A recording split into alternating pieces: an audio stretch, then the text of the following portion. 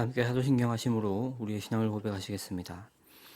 전능하사 천지를 만드신 하나님 아버지를 내가 믿사오며 그 외아들 우리 주 예수 그리스도를 믿사오니 이는 성령으로 잉태하사 동정녀 마리아에게 나시고 본디오 빌라도에게 고난을 받으사 십자가에 못 박혀 죽으시고 장사한 지 사흘 만에 죽은 자 가운데서 다시 살아나시며 하늘에 오르사 전능하신 하나님 우편에 앉아 계시다가 저리로서 산자와 죽은 자를 심판하러 오시리라.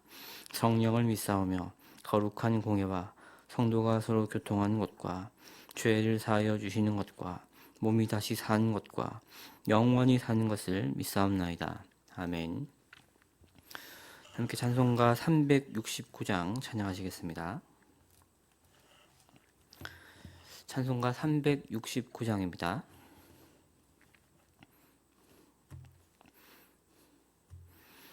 죄짐 맡은 우리 구주 어찌 좋은 친군지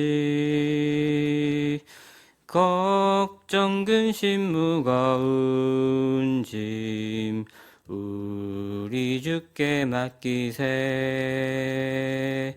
주께 고함 없는 고로 복을 받지 못하네. 사람들이 어찌하여 아랠 줄을 모를까. 시험 걱정 모든 괴로움 없는 사람 누군가. 부질없이 낙심 말고 기도드려 아뢰세. 이런 진실하신 친구 찾아볼 수 있을까. 우리 약함 아시오니 어찌 아니하릴까. 근심 걱정 무거운 짐 아니진 자 누군가. 피난처는 우리 예수 주께 기도드리세. 세상 친구 멸시하고 너를 조롱하여도 예수 품에 안기어서 참된 위로 받겠네. 아멘.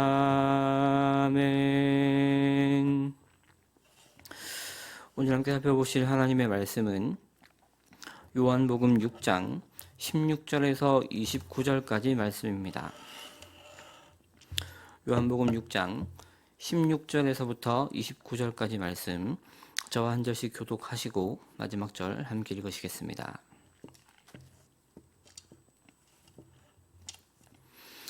저물매 제자들이 바다에 내려가서 배를 타고 바다를 건너 가버나움으로 가는데 이미 어두웠고 예수는 아직 그들에게 오시지 아니하셨더니 큰 바람이 불어 파도가 일어나더라.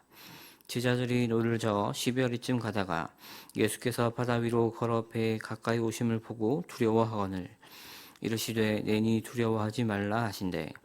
이에 기뻐서 배로 영접하니 배는 곧 그들이 가려던 땅에 이르렀더라. 이튿날 바다 건너편에 서 있던 무리가 배 한 척 외에 다른 배가 거기 없는 것과 또 어제 예수께서 제자들과 함께 그 배에 오르지 아니하시고 제자들만 가는 것을 보았더니, 그러나 디베랴에서 배들이 주께서 축사하신 후 여럿이 떡 먹던 그곳에 가까이 왔더라. 무리가 거기에 예수도 안 계시고 제자들도 없음을 보고 곧 배들을 타고 예수를 찾으러 가버나움으로 가서 바다 건너편에서 만나 랍비여 언제 여기 오셨나이까 하니, 예수께서 대답하여 이르시되 내가 진실로 진실로 너희에게 이르노니 너희가 나를 찾는 것은 표적을 본 까닭이 아니요 떡을 먹고 배부른 까닭이로다. 썩을 양식을 위하여 일하지 말고 영생하도록 있는 양식을 위하여 하라. 이 양식은 인자가 너희에게 주리니 인자는 아버지 하나님께서 인치신 자니라. 그들이 묻되 어떻게 하여야 하나님의 일을 하오리까? 예수께서 대답하여 이르시되 하나님께서 보내신 이를 믿는 것이 하나님의 일이니라 하시니. 아멘. 네, 오늘 본문은 이 오병이어 사건 이후에 이어지는 내용입니다. 놀라운 하늘의 기적이었던 이 오병이어 사건을 목격했던 사람들의 마음과 이 충격, 여러 가지 예수님에 대한 인상이라는 것이 그대로 이어지고 있는 맥락으로 제2의 사건이 펼쳐지고 있다는 것입니다. 이 오병이어 사건에 대한 반응으로 사람들은 이 주님을 세상의 임금으로 삼고자 했었습니다. 자신들이 원하는 이 세상적인 필요와 자신들의 욕망을 채워줄 사람을 드디어 발견했다는 것이죠. 하지만 주님께서는 겨우 그러한 것을 이유로 이 땅에 오신 것이 아니셨습니다. 주님의 목적은 잃어버린 양을 찾고 그들로 하여금 이 생명을 얻게 하려는 것이었습니다. 이렇게 이 양자 간의 목적이라고 하는 것이 너무나 다르기 때문에 주님은 그들을 떠나셨던 것입니다. 하나님에 대한 참된 지식이 없고 욕망으로 주님을 바라보는 사람들과 함께 있으면 오히려 그들의 상태가 영적으로 악화가 될 것이라는 사실을 주님이 알고 계셨기 때문입니다. 그리고 오늘 본문에서 주님은 풍랑 가운데 있는 자신의 제자들을 찾아오셨습니다. 이 본문 17절과 18절은 제자들이 처했던 상황을 이렇게 설명하고 있습니다. 배를 타고 바다를 건너 가버나움으로 가는데 이미 어두웠고 예수는 아직 그들에게 오시지 아니하셨더니 큰 바람이 불어 파도가 일어나더라. 이 배를 타고 가는데 이미 어두웠다. 그 상황 속에서 주님이 제자들과 함께 계시지 않았다. 그러한 상황 속에서 큰 바람이 불고 파도가 치고 있었다. 이 절체절명의 상황 속에서 구원자 되시는 주님이 없는 상황입니다. 이 얼마나 두렵고 절망적인 상황이겠습니까? 우리 인생의 경험들을 한번 생각해 보면서 제자들의 두려움을 같이 이해하고 공감해 볼 수 있을 것 같습니다. 그런데 여러분, 이러한 상황 속에서 주님께서 오셨습니다. 20절 기록처럼 그들에게 오셔서 내가 왔으니 두려워하지 말라 말씀해 주셨습니다. 여기에 대해 제자들이 어떻게 반응을 하였습니까? 21절 말씀입니다. 이에 기뻐서 배로 영접하니라고 되어 있습니다. 성도 여러분, 이 풍랑 가운데 주님을 만난 제자들은 기뻐했습니다. 고난 가운데 자신들의 구원자를 만나게 되니까 자신들이 처한 이 상황이라는 것이 다르게 해석이 되어지기 시작했다는 것이죠. 예수님으로 인한 안정감을 누리기 시작했다는 것입니다. 여러분, 이 부분에서 우리들은 주님을 만나게 된 기쁨이라는 것이 과연 오늘날 일상을 살아가고 있는 우리들에게 얼마나 크게, 얼마나 절실하게 있는지를 생각해 볼 필요가 있습니다. 우리가 일상에서 만나는 주님이 오늘날 우리들에게 있어서 얼마나 중요한 의미가 있는지를 고민해 볼 필요가 있다는 것입니다. 성도 여러분, 우리의 삶에 찾아오시는 주님을 우리는 경험할 때가 많이 있습니다. 기도를 하다가, 찬양을 하다가, 예배를 드리다가, 큐티를 하다가, 동일한 성도들의 교제와 만남 속에서 깨닫게 하시는 은혜를 통하여서 우리는 내 인생 가운데 찾아와 주시는 주님의 존재를 자주 경험하곤 합니다. 하지만 여러분, 그 기쁨의 크기는 어느 정도나 될까요? 나에게 다가오시는 주님을 느끼지만 그 기쁨이 많이 줄어들거나 사라져버리는 경우가 있음을 보게 됩니다. 본문의 제자들은 자신들이 처했던 죽음을 반전시키는 기쁨과 함께 주님을 영접했었습니다. 기쁨의 영접인 것이죠. 하지만 오늘날 많은 그리스도인들은 이들의 모습처럼 주님의 오심을 기뻐하며 환영하지 않습니다. 적당한 기쁨과 적당한 환영인 것이죠. 다양한 이유가 있을 수 있겠지만 오늘 본문에서 생각해 볼 수 있는 것은 우리가 처해 있는 상황이라고 하는 것이 어떠한지를 잘 모르면 이럴 수 있겠다 싶습니다. 지금 제자들이 처해 있는 상황은 이미 어두웠고 예수께서는 함께 하시지 않는 상황이었습니다. 그러한 상황 속에서 큰 바람이 불고 파도가 치는 상황이었죠. 이것은 그리스도께서 부재하신데 삶의 풍파가 치는 상황입니다.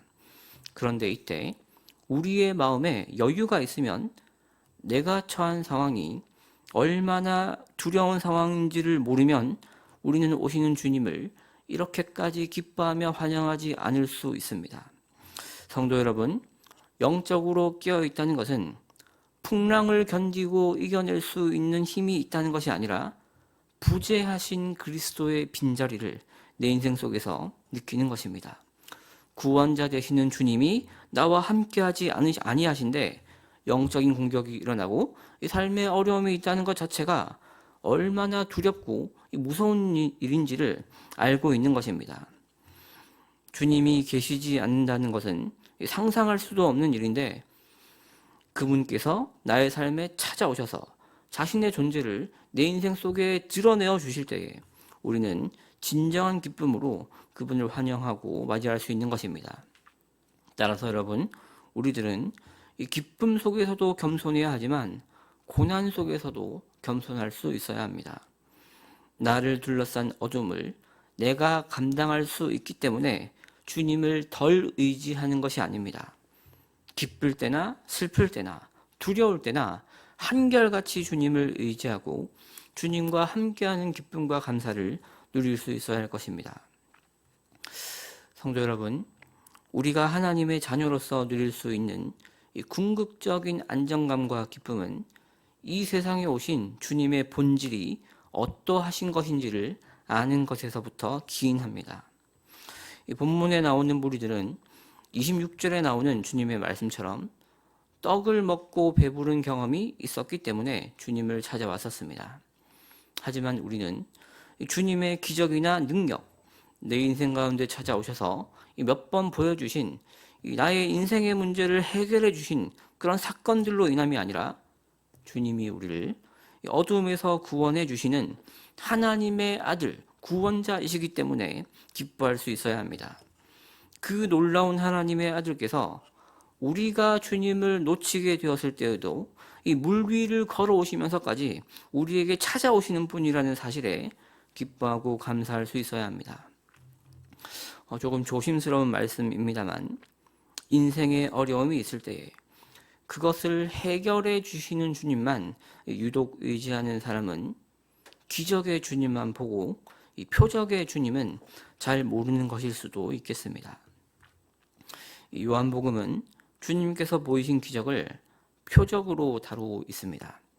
각 능력과 사건이라는 것이 하나님의 아들로서 이 땅에 오신 예수님이라는 것을 드러내기 위해서 기록이 되어 있습니다. 우리를 구원하시기 위해 오신 이 주님의 사역과 주님의 마음을 우리가 정말 제대로 이해하고 있고 느끼고 있다면 예수님에 대한 우리의 집중도나 이 마음이라는 것이 오늘날 우리가 경험하는 기적들 때문에 커지거나 작아져서는 안 될 것입니다. 내 삶의 어려움과 어둠, 고난이라고 하는 것이 해결된다, 되지 않는다에 따라서 주님에 대한 우리의 관심과 마음이 달라져서는 안 된다는 것입니다. 이유가 무엇입니까?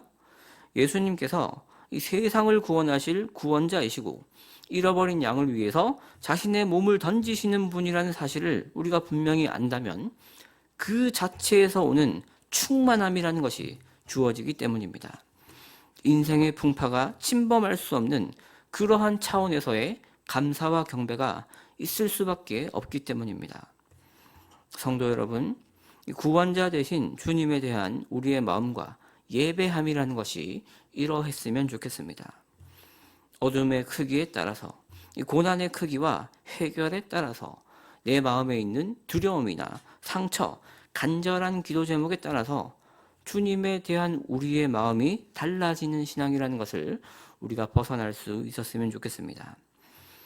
세상을 구원하실 분이 내 인생 가운데 찾아오셨다는 사실, 이것이 우리들에게 있어서 가장 근원적이고 큰 이 안정감이 되고 고난들보다 훨씬 더 크게 보이는 기쁨의 이유가 될 수 있었으면 좋겠습니다. 모두 함께 말씀을 생각하시면서 기도드리겠습니다.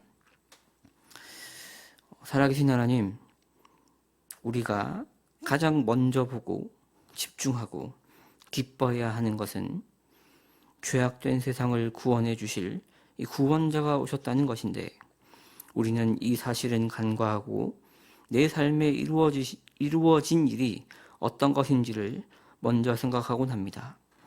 신앙의 깊이와 풍성함을 회복하고 마땅히 누리며 살아가야 할 기쁨을 다른 것들에 빼앗기지 않을 수 있도록 은혜를 허락하여 주시고, 주님의 본질로 인한 구원의 감격을 날마다 누리며 살아갈 수 있는 진실한 하나님의 자녀들 될 수 있도록 함께해 주십시오. 감사합니다. 이 모든 것 예수님의 이름으로 기도드립니다. 아멘.